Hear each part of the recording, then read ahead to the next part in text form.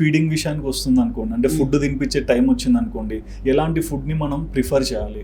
So ఒక్కసారి మనము ఆహారం మొదలు పెట్టాలంటే అది 6 నెలలు నిండాక.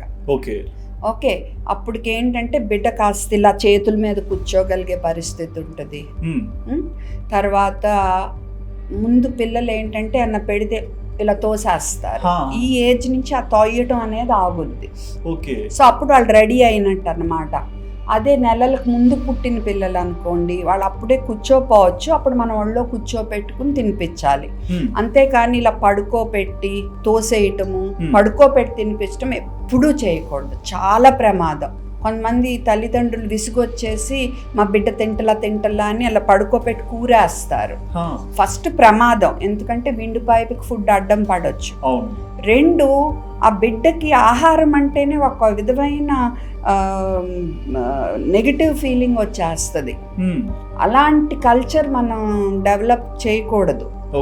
ఆహారం అంటే మంచిగా ఉత్సాహంగా ఆకలితో తీసుకోవాలి, కడుపు నిండితే వద్దు అని చెప్పగలగాలి. ఈ విధంగా మనం అప్పటి నుంచి పిల్లల్ని పెంచాలి, పాలిచ్చే అప్పటి నుంచి.